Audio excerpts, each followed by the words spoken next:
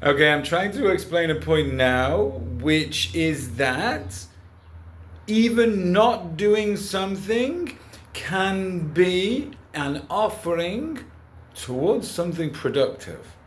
Even though really we want to be doing something, but that can include not doing something if we're doing it in the name of Hashem. And by that, by an example, I'm going to refer to fasting, for example. If somebody fasts for a day or for however long, daylight hours, 12 hours is bad enough. Morning would be a good start.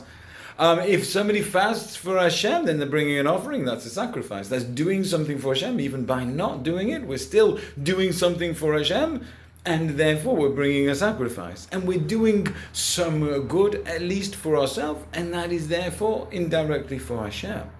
Now, one of the points that we want to refer this message around is that we are all hungry for success. We are all wanting to get on with something, and we want it to work, and whether it's making money or doing anything else. The point is that David HaMelech says, I will not rest until the house for Hashem is built. Now, we all effectively have the same obligation and opportunity to take part in that the real desire for us to succeed and do well or do anything comes from the soul. And the soul wants to provide a dwelling place for Hashem. And that can include, of course, providing things for ourselves, because then Hashem can dwell amongst us. We're not saying you can't do anything for yourself and it's all got to be the one temple. No, we're saying Hashem wants to dwell in the world, and our obligation is to build a dwelling place for Hashem in this world. Now, we can refer to many different types of business people go into, and what happens is the desire comes down the soul and gets processed by the intellect, and the intellect says, yes, let's go to do business, or let's try hard at this or try hard at that. And some people get it right, and they're doing things that are productive and doing good in the world and doing it in accordance with how Hashem wants the world to operate and where He wants it to go. And unfortunately, sometimes the distractions of the world pull people in a different direction, and they're busy trying to do things that aren't necessarily going in the right direction. And this is one of the ways the land of Israel is different to every other country and land in the world, in that Hashem promised to give the Jewish people a land flowing with milk and honey. That doesn't mean it will flow all by itself. We have a job to do in building it, to provide the land, to provide the country as a home for Hashem, so that He wants it to flow, so that it will flow. But only in this land can it anyway flow with milk and honey. And there's a flow of milk and honey already in this land. It's just we might not be traveling in the right direction to be able to find it. Now, we would think it would make more sense if it was flowing with oil and wine, but it's flowing, the line says flowing with milk and honey. Now, I want to make a point. If we are considering now what people do in business, for example, and this applies to everybody, whoever they are, because Hashem gives almost like a commandment to keep Shabbos, is that Hashem created the world in 6 days and rested on the seventh day. Just like we have a commandment to rest on the seventh day, we are also encouraged to work the other 6 days of the week. Now, it doesn't mean working 24 hours a day or even necessarily 8 hours a day. But we have an obligation to provide a dwelling place for Hashem in this world, and that's not something He enforces on us. This is our own drive to balance our footprint in the world. Almost like a carbon footprint. If we want to balance that, we can sponsor some efficient gas stove in Africa, or plant some trees in South America or Indonesia or whatever it might be, pay for some solar panels, or do various things to offset our carbon footprint. And in the same way, we have to do good in the world. We want to do good in the world. And that drive comes from our soul, our inner light. And that can come out in, we hope, the right direction. Now, interestingly, Rabbi Nachman says oil makes the skin glow. And what he says is that the wick of the candle corresponds to the goof, the human body, and the oil corresponds to the good deeds that we do. And together they can burn a beautiful color and nice and brightly light up the room with a golden glow. Or at least make the room look like it glows with its own inner light inside the colors. The colors, I'm told by my rabbi, one of my rabbis, the Rabbi Anaver, said that many years ago I heard him say that in the future the colors will be so bright that it will be unbelievable. The colors almost shining out of each different thing in any room we are. And so actually we're looking now at, whilst we're on the business tract, we're considering the difference between milk and honey, or rather looking at oil and wine as a difference between bringing a sacrifice like fasting or going into business and doing something productive. And they are both channels which can work towards helping produce a dwelling place for Hashem in the world.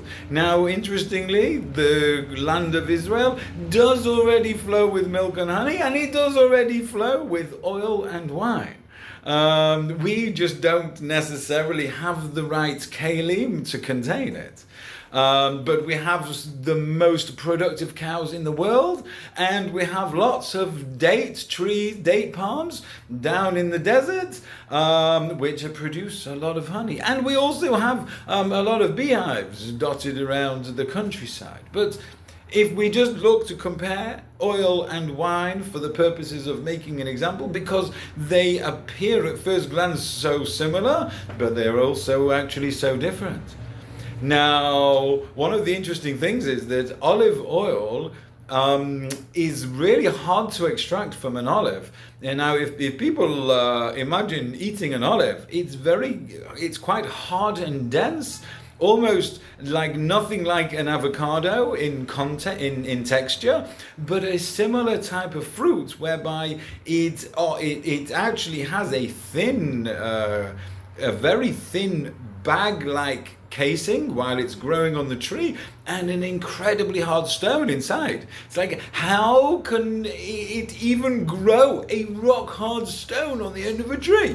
It's like they're three completely separate parts to the fruit, whereby the oil is actually the fourth part, which is very interesting, really. But we're now talking about this fourth element, which, as it happens, gives off the light, which, if we were comparing it to letters, would be like the crowns on the letters, which are really is a different thing. We're not going there right now. We're looking at the different cost. What would we think is valuable between olive oil and wine? And we know that a bottle of olive oil, for example, might cost $10, and they can range in price a little bit. In other countries more. In Israel, a good olive oil is a fairly standard price.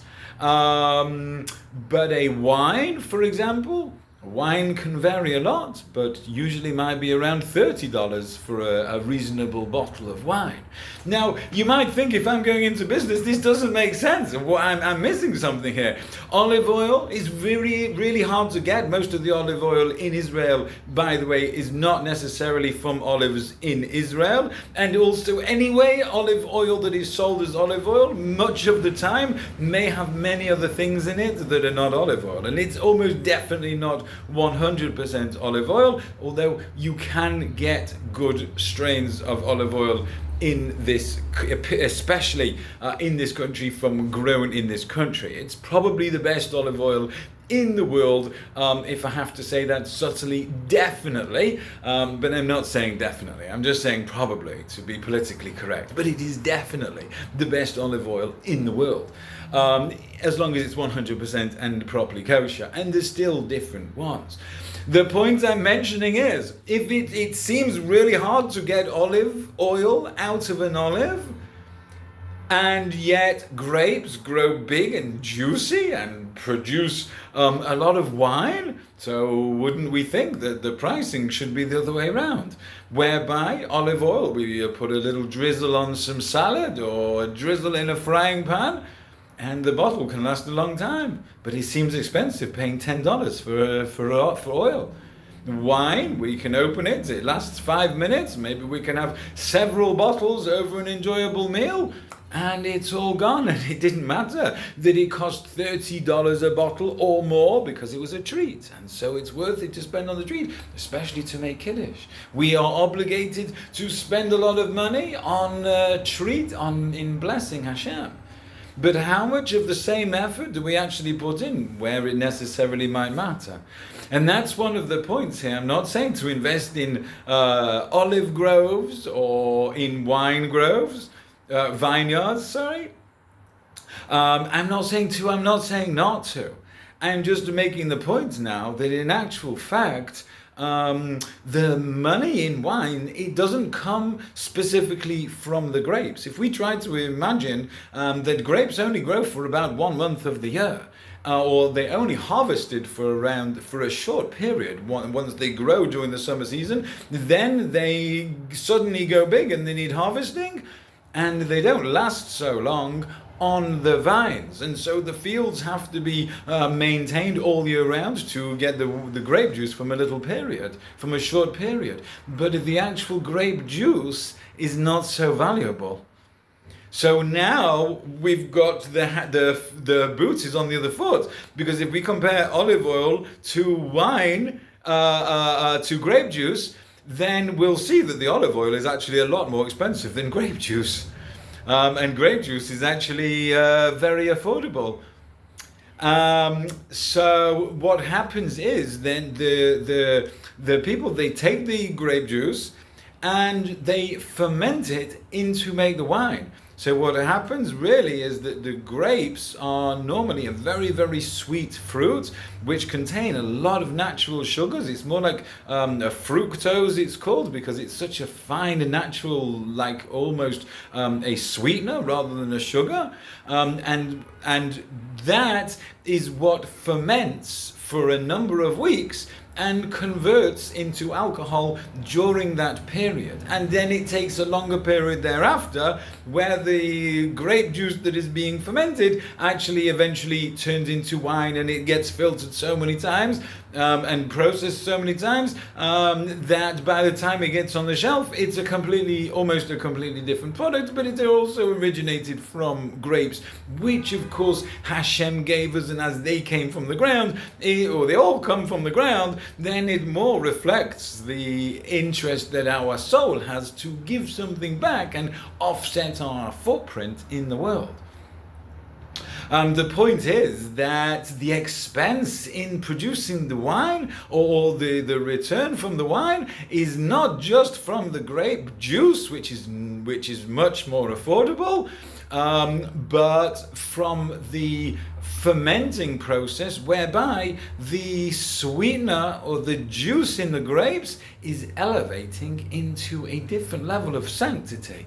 It's becoming an alcoholic beverage, it's becoming a treat which the body desires. Now, I'm not telling you to become a Nazir and all of a sudden abstain from work. I'm not working today because I want to be holy to Hashem.